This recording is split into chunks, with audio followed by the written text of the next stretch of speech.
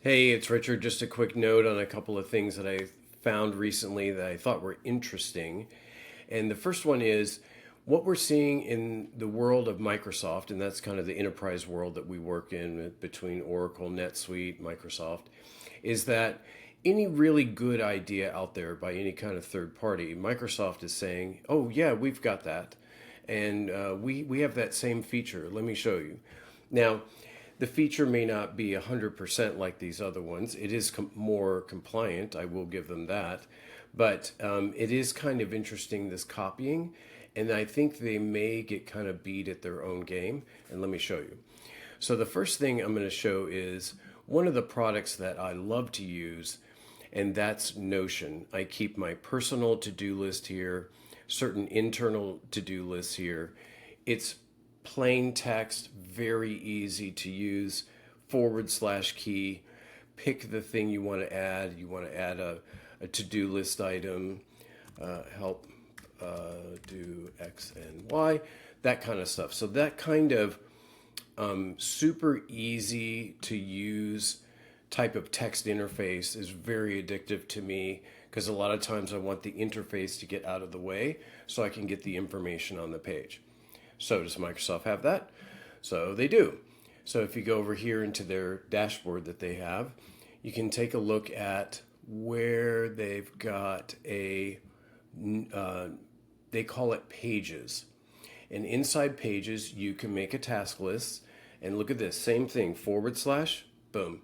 Gives you the same kind of checklist things of formatting that you can add, eggs, milk, whatever, right?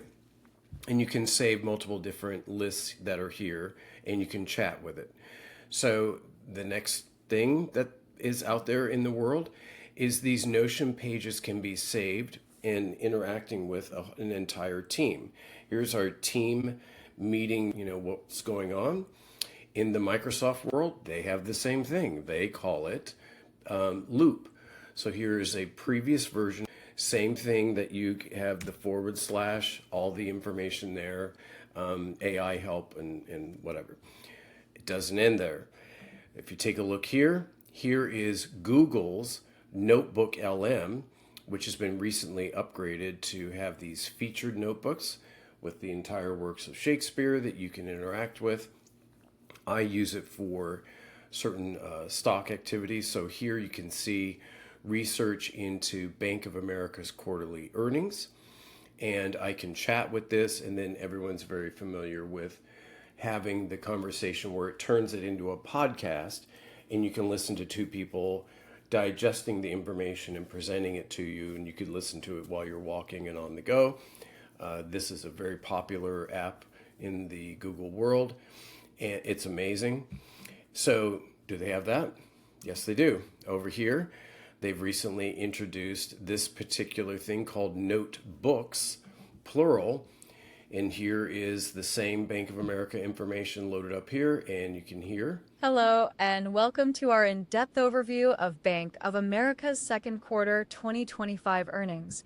Today's review is based on the official earnings. So they have the same feature over here that and now again, to be fair, to give them, these would be individual subscriptions you would have at many other places. That's included in your one Copilot 365 subscription. So I'm going to give them that. But it doesn't end there. Let's go to here is Otter, another product that's out there, Otter AI, that integrates with all the meeting software. It records the video, records the audio, does a transcription, does a summary with follow-up items, the whole thing. Does Microsoft have that? They do. It's inside of Teams. So here it is here. Here's our staff meeting that we had. It's recorded. It has the notes from the meeting. It has an AI summary. It has things that we're working on. So same, okay? So now that takes us to here. What if that paradigm of the copying goes the other way? So there is some rumors out there that OpenAI, utilizing features in ChatGPT, is looking to do document management. that they might have some type of AI from the ground up document creation and document suite. So the evidence for this is certain people talking about it, and what they're saying is that other pieces of evidence are staring us right in the face, and that is the publicly available, widely used feature called Canvas. And the Canvas feature is where you can make documents, chat with those documents, rewrite them, edit them, save versions, or share them. So we'll take a look at a project that I have here, and this is Canvas. And if I click on it, it opens up in this double pane area, and you can chat with it over here. And over on this side, you can edit, you can write, you can change things, you can chat and say, hey, make this more formal, do whatever, blah, blah, blah. So, and you can now download this document in PDF, Word, or Markdown format, my favorite. But you can also share it.